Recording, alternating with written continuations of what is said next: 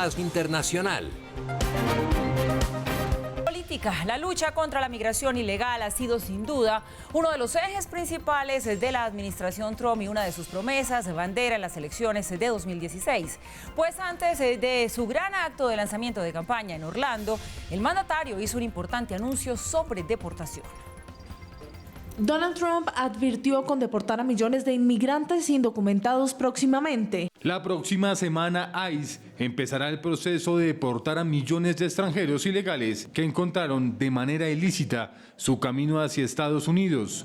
Serán expulsados tan pronto como entren. México, usando sus leyes de inmigración de manera firme, está haciendo un muy buen trabajo para detener a las personas. En un segundo mensaje agregó: mucho antes de que lleguen a nuestra frontera sur, Guatemala se está preparando para firmar un acuerdo de tercer país seguro. Por ahora, ICE no ha anunciado alguna operación extraordinaria la próxima semana.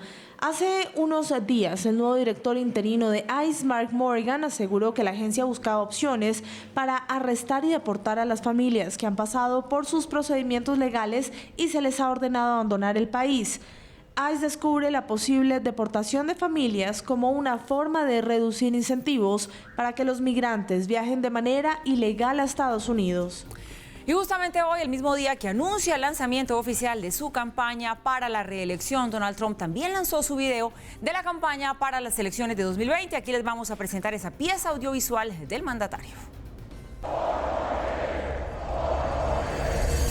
This is a movement like we've never seen in the history of our country. And that's what this fight is all about. We're taking on the failed political establishment and restoring government of, by, and for the people. It's the people. You're the people. You won the election. We love this country. We love Donald Trump. Promises made, promises kept. This is epic. Donald Trump is our president! With every last ounce of heart and hope and sweat and soul, we are going to make our stand. We are going to stand for liberty. We are going to stand for justice. We are going to stand for freedom. And we are going to stand for the sacred rights given to us by the hand of Almighty God. You joined our movement, the greatest movement in the history of our country. You protected your family. You defended your dignity. Ladies and gentlemen, please welcome the President of the United States, Donald J. Trump.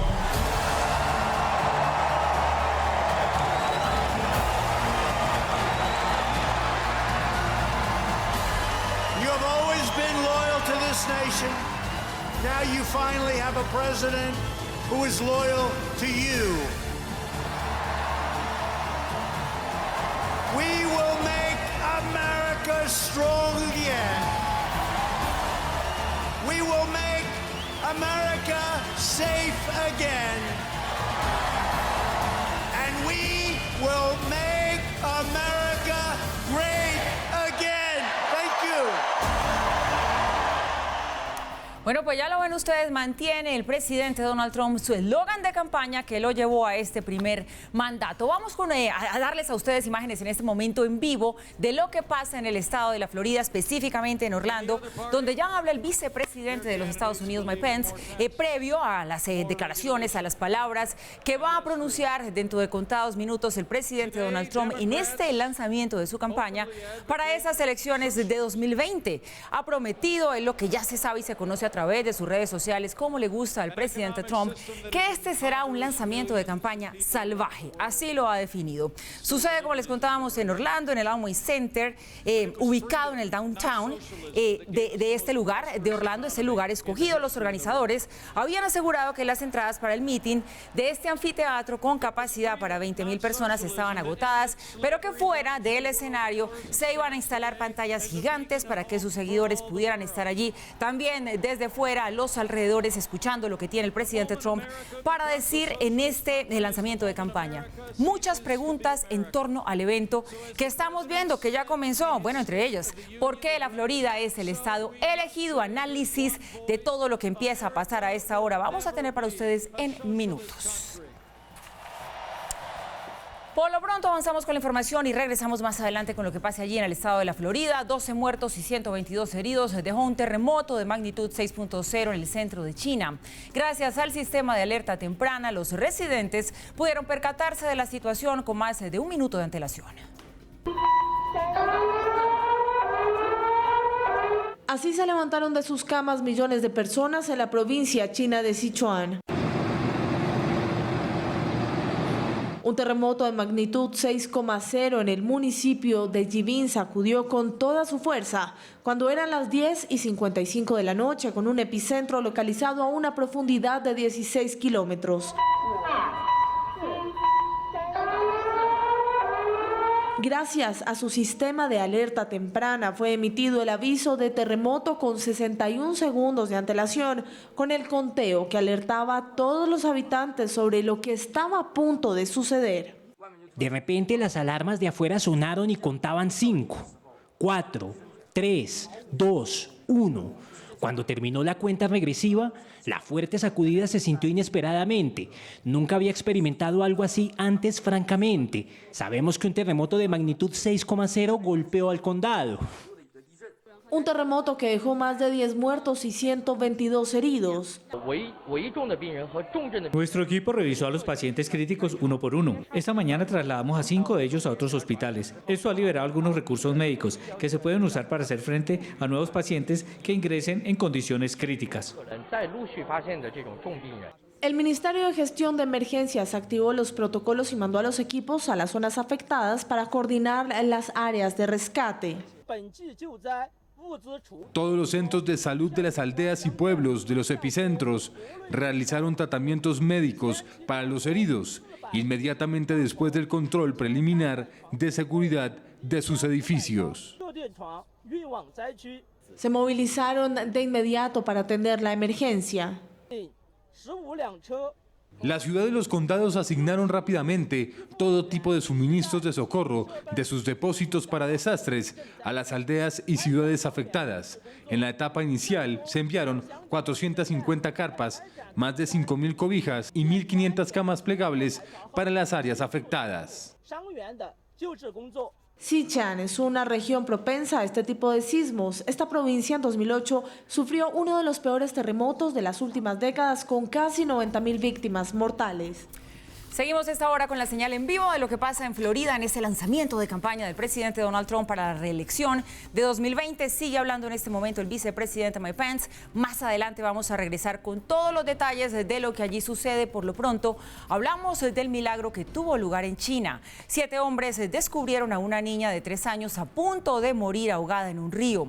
Así, en video quedó registrado el momento cuando los hombres se percatan del pequeño cuerpo de la niña boca abajo en el río. Caminaban desprevenidos cuando se dieron cuenta de la situación y de inmediato se lanzaron para intentar salvarle la vida a esta pequeña. Cuando lograron sacarla del agua y llevarla a la superficie, tuvieron que hacer varios intentos para reanimarla, hasta que sonó su llanto, que fue casi como un regreso a la vida. La niña ya fue dada de alta y está fuera de peligro por fortuna. A la canciller alemana Angela Merkel no se le vio bien durante un acto protocolario junto al mandatario ucraniano Volodymyr Zelensky.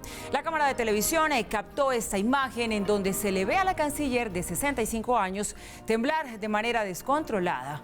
Cuando notó su malestar, intentó calmar las convulsiones apretando sus manos y su boca, pero el episodio siguió por cerca de medio minuto. Ya bajo techo y con aire acondicionado, Merkel comunicó que se trató de una posible deshidratación, pues estaba en ese momento a 30 grados centígrados. Die Sanktionen nicht aufgehoben werden können, auch die Sanktionen im Zusammenhang mit der Krim nur aufgehoben werden können, wenn die Krim wieder zur Ukraine zurückkehrt.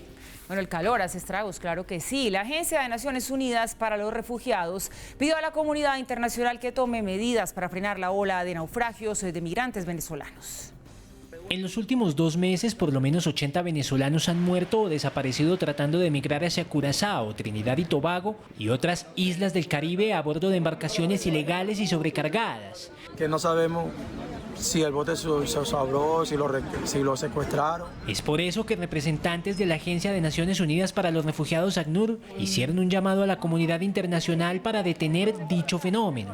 A medida que los venezolanos usan rutas marítimas peligrosas para salir de su país, la Agencia de la ONU para los Refugiados está pidiendo una búsqueda más coordinada y esfuerzos de rescate para evitar una mayor pérdida de vidas.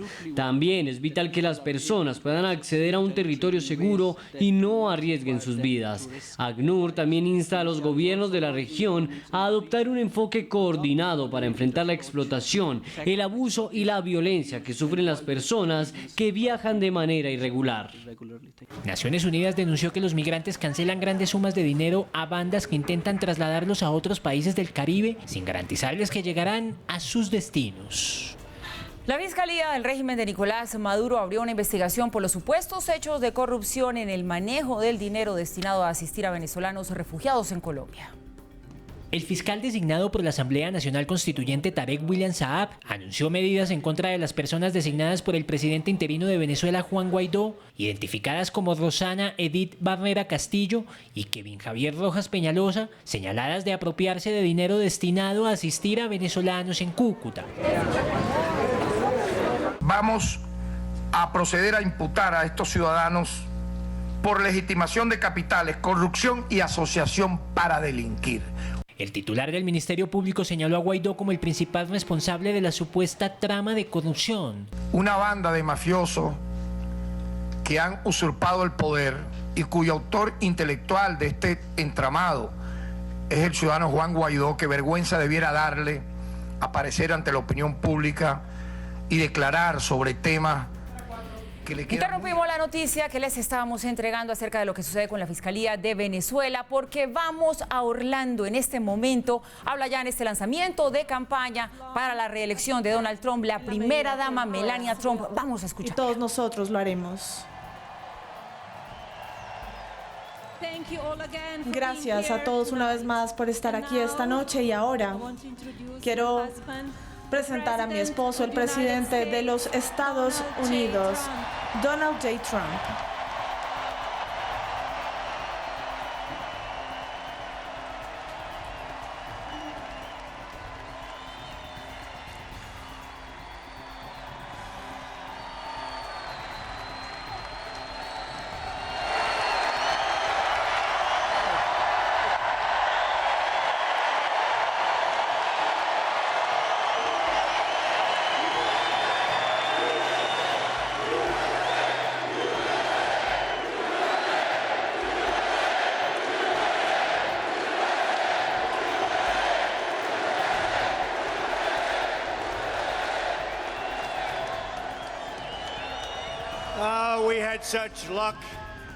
Tenemos tanta suerte en Orlando. Amamos estar en Orlando. Gracias, gracias Orlando.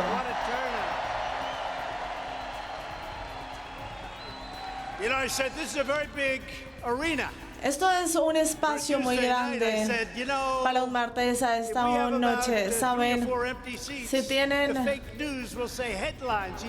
algunos titulares de fake news, ya se alistarán para leerlos. Dije, tal vez deberíamos tomar el chance. Tenemos que ir a Orlando. Y dije, no, tenemos que ir a Orlando.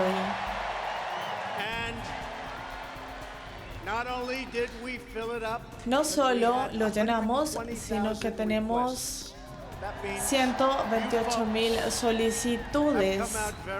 Sus votos han salido muy bien. Felicitaciones. Y quiero agradecer a nuestro gran vicepresidente Mike Pence y a su maravillosa esposa Karen Pence y a nuestra magnífica primera dama Melania. Gracias.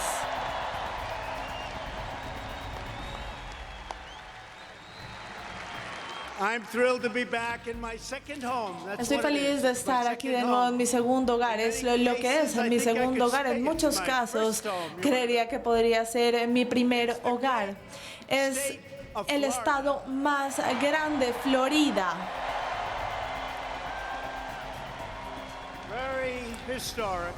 Es muy histórico porque exactamente hace 4 años en esta semana anuncié mi campaña para presidente de los Estados Unidos.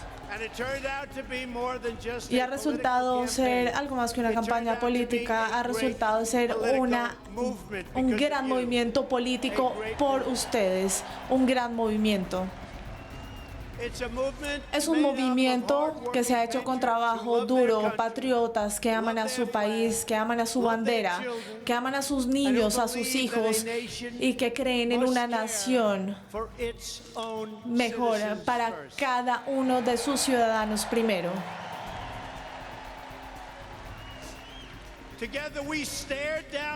Juntos vamos a derrotar el establecimiento roto político y restaurar el gobierno para y por la gente.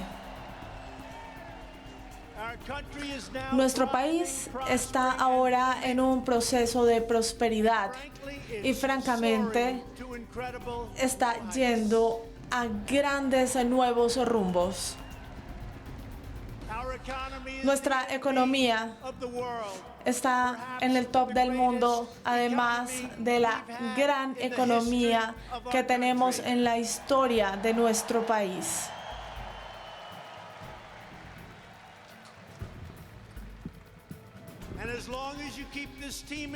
Y a medida que tengamos a este equipo en su lugar, tenemos una tremenda manera de llevar nuestro futuro como nunca jamás se haya visto en un brillo absoluto. El hecho es que el sueño americano está de regreso, mejor, más grande y más fuerte que nunca antes.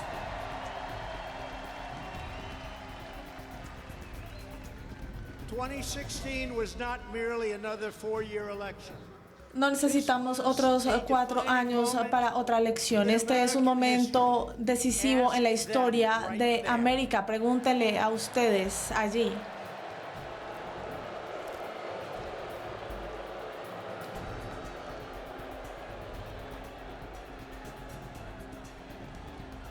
Bueno, pues allí teníamos para ustedes las primeras frases, los primeros apartes de estas declaraciones de Donald Trump en el lanzamiento oficial de su campaña de cara a esas elecciones de 2020, donde busca quedarse un tiempo más allí en la Casa Blanca. Su tono de siempre, se refirió a Florida como su segundo hogar y volvió a referirse también al sueño americano como algo que está más fuerte y que debe seguir así para los estadounidenses. Analizamos estas primeras frases con nuestro invitado, ya se los presento. Se trata de Jaime Zuluaga, profesor de la Universidad Externado de Colombia. Profesor Zuluaga, bienvenido, gracias por estar con nosotros.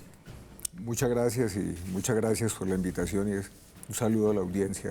Bueno, alcanzamos a escuchar poco, ya vamos a regresar más adelante de nuevo con lo que está pasando allí en Orlando, pero de lo que alcanzamos a oír, ¿cómo le parece este tono y estas primeras palabras de ese discurso de campaña de Trump? Quiero destacar 2 cosas, porque este es un déjà vu.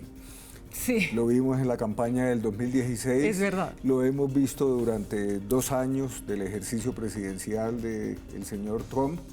Primero, la exaltación del nacionalismo, la invocación al inconsciente colectivo de los Estados Unidos de volver a América primero, y a América primero con una supuesta exaltación de los valores tradicionales de los Estados Unidos que de alguna manera están desfigurados, porque lo que hay detrás de esta exaltación del nacionalismo es la invocación al supremacismo blanco y la vuelta al pasado, a un pasado que añoran algunos americanos, aquellos que hicieron posible el triunfo de Estados Unidos, del triunfo del candidato Trump en las pasadas elecciones. Pero entonces, ¿cree usted que le va a apostar exactamente al mismo discurso con el que ganó? Por lo que está planteando, creo que hay 2 cosas que no han cambiado. Primero es el nacionalismo y en segundo lugar está jugando una carta muy importante. Él sabe que igual que en el pasado y en otras elecciones, el estado de la Florida puede ser un estado decisivo por el número de votos que tiene en el colegio electoral. Sí. Entonces esta afirmación que es, bueno, una de las fantasías de Trump de que esa es su segunda patria, es una manera también de apoyarse en el regionalismo. Si tuviéramos el mapa de las pasadas elecciones, tendríamos claro cómo fue el voto a favor de Trump en el centro de los Estados Unidos, en el cinturón industrial, golpeado seriamente por la recesión de la economía y por los impactos de la globalización. Y seguramente, muy probablemente en este discurso va a volver a hacer referencia hacia la recuperación. Ya la insinuó, vamos a volver a hacer de esta economía la economía más poderosa del mundo. Y al parecer no va a cambiar el eslogan de campaña, parece que va a seguir con el mismo de hacer América grande otra vez. ¿Es el número de votos que tiene Florida en el colegio electoral la única razón para que haya escogido este escenario para lanzar su campaña? ¿O también qué tanto pesa que se le considere a Florida un estado indeciso? Entonces el estado péndulo, donde uno nunca sabe si van a ganar los demócratas o los republicanos y quizá quiere ir hacia ese electorado que está justamente pensando qué va a hacer y las acciones que él ha tomado contra Venezuela, el endurecimiento hacia Cuba, ¿cree que le pueden funcionar muy bien? Yo creo que hay que, menos mal usted lo mencionó, pero hay que mirar en conjunto lo que ha venido pasando en las últimas semanas en este periodo de preparación de la campaña electoral. Es la campaña severa, dura, el endurecimiento de la posición frente a Cuba, la apelación a la ley Helms-Burton y las medidas que ha venido tomando para asfixiar a la economía cubana. Él sabe, y su asesor Marco Rubio, en ese sentido es muy fuerte, él sabe que tiene que jugarse la carta de tratar de ganar buena parte del electorado de origen cubano, pero probablemente se equivoca porque las medidas que está tomando no deben ser bienvenidas por todos los cubanos. Hay una nueva generación de cubanos, hay diferentes olas de migraciones de cubanos. Los que comparten más ese discurso son los radicales, los migrantes de los años 60, pero los nuevos cubanoamericanos que ven en la isla una posibilidad no solamente de recomponer las familias, de poder volver a visitar por lo menos la tierra de sus padres, eventualmente de tener negocios allá y de favorecer a las familias que están en Cuba con las remesas, no deben estar de acuerdo con las medidas que está tomando esta administración porque es a esas personas a las que está golpeando. Pero entonces, profesor Zuluaga, no puedo despedirlo sin hacerle esta última pregunta. Si la economía de Estados Unidos va tan bien, si los índices de desempleo han bajado a tasas históricas que no se veían hace muchos años, ¿cuál sería la razón para no volver a votar por Trump? Primero, esta reactivación de la economía es una reactivación coyuntural. Todos los estudios parecen indicarlo, estamos en una fase recesiva de la economía mundial que de alguna manera la va a golpear. La guerra comercial con China va a tener costos, no solamente para China, sino que los tiene también para los Estados Unidos. Un ejemplo de los costos para los Estados Unidos y la previsión frente a esos es lo que negoció con el gobierno de López Obrador en México, con la amenaza de imponer aranceles si no controlaban los procesos de migración. Estamos en un momento en donde los indicadores económicos le favorecen, pero eso no parece ser que va a durar el resto del año y sobre todo en el 2020, que va a ser el momento fundamental. Y yo diría que hay además otro elemento fundamental. Él puede invocar ahora la bonanza o la buena situación económica, particularmente en lo de la caída del empleo y la recuperación de algunas industrias de los Estados Unidos, pero lo que está perdiendo, y está perdiendo o puede estar perdiendo con mucha fuerza, es parte del voto latino, que es muy importante ahora en los Estados Unidos y es muy importante también en la Florida, porque de todas maneras el discurso nacionalista y la lucha contra los migrantes golpea en algo a estos migrantes recientes que han logrado llegar a los Estados Unidos. Recientes no son los que acaban de entrar, sino los que ya tienen derecho a participar en la votación en los Estados Unidos. Bueno, pues queda claro entonces que esto apenas comienza y que Donald Trump nos dará mucho de qué hablar y qué analizar de aquí en adelante en estos meses venideros, buscando la reelección. Jaime Zuluaga, profesor de la Universidad Externado de Colombia, muchísimas gracias por habernos acompañado hoy. No, muchas gracias por la invitación y esperemos a ver cómo va esta contienda con los demócratas. Hay que recordar que los demócratas han sido han aportado la mayor cantidad de presidentes de los Estados Unidos, y así como la Florida es un estado péndulo, también en las últimas décadas hemos tenido presidentes demócratas, republicanos, probablemente podemos ir de nuevo a un presidente demócrata. Por lo menos lo indican hasta este momento las encuestas. Las encuestas no le favorecen mucho a Donald Trump. Eso es cierto, esto se va a poner muy interesante. Nos vamos a una pausa y ya regresamos. De regreso y continuamos a esta hora con la información. La alta comisionada para los derechos humanos de Naciones Unidas, Michelle Bachelet, iniciará mañana miércoles una visita de 2 días a Venezuela. Horas antes del arribo de Bachelet a Caracas, el régimen de Nicolás Maduro liberó a 3 presos políticos, entre ellos al diputado opositor Gilbert Caro, quien había sido detenido por segunda vez el pasado 26 de abril. Además de Caro, también fueron liberados los presos políticos Melvin Farías y Junior Rojas, quienes se encontraban en la sede de la Dirección General de Contrainteligencia Militar en Caracas desde hacía 14 meses. El presidente Andrés Manuel López Obrador propuso una consulta para el 21 de marzo de 2021, cuyo propósito será que los mexicanos, escuchen esto, decidan si revocan o no su mandato. El mandatario explicó que la idea es que dicha consulta coincida con las elecciones para renovar la Cámara de Diputados, las cuales están previstas para mediados de 2021. De la consulta para la revocación del mandato, y que si no se acepta hacerla el mismo día de la elección federal, que sería lo mejor, que es un solo ejercicio, que se adelante. En ese caso, el jefe de Estado propuso la fecha para realizar la consulta en la que los mexicanos puedan decidir si quieren revocar o no el mandato de López Obrador, que va hasta 2024. Estoy proponiendo el 21 de marzo del 21, el 21 del 21, el 21 de marzo del 21. ¿Y qué creen? Es domingo, cae domingo. Ese sería un buen día.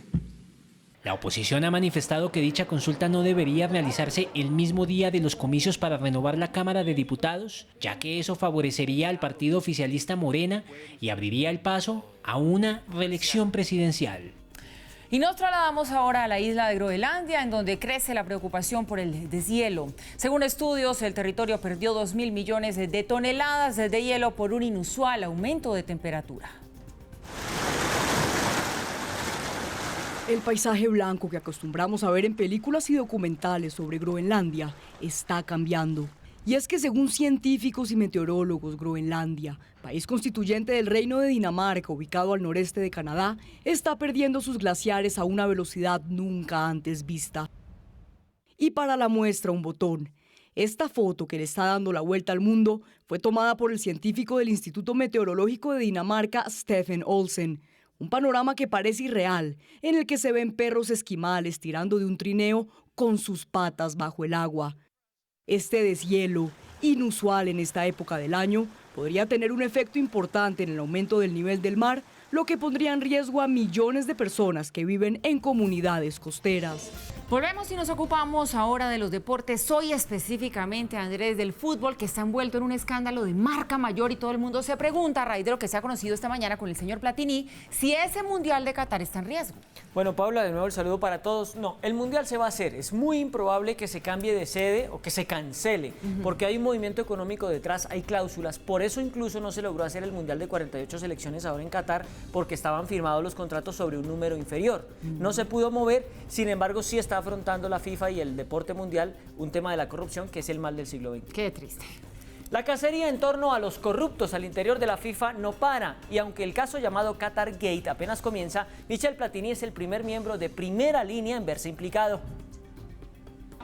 Otra vez los casos de corrupción en el fútbol son noticia debido a la detención del expresidente de la UEFA, Michel Platini, quien está posiblemente involucrado en casos de soborno en la elección del Mundial de 2022 que va a realizar Qatar. Con él también fueron arrestados los asesores del expresidente francés Sarkozy, Sophie Dion y Claude Guéant, involucrados también en este caso.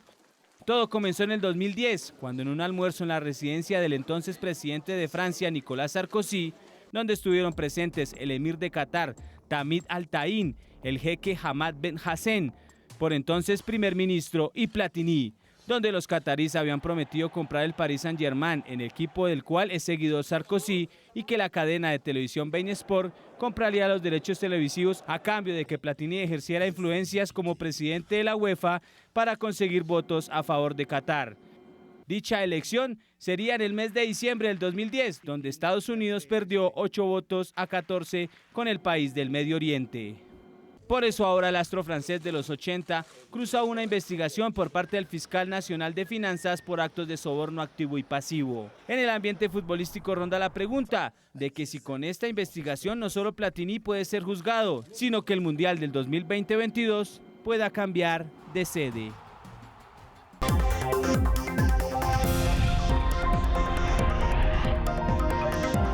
Y volvemos rápidamente con la noticia internacional del día que nos lleva a Florida, específicamente al Amway Center de Orlando, donde a esta hora lanza su campaña a la reelección de 2020 el presidente Donald Trump.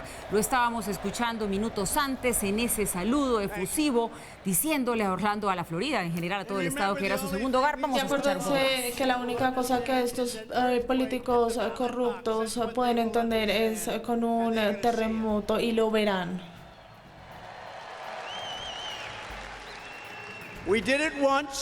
Nosotros lo hicimos una vez y ahora lo vamos a hacer nuevamente, y esta vez vamos a terminar el trabajo.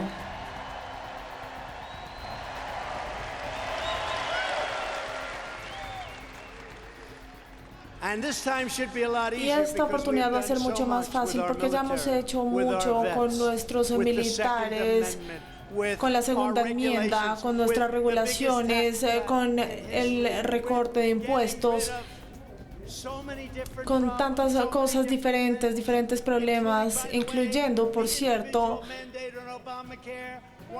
el Obamacare, una de las peores cosas que alguien alguna vez ha tenido que pasar.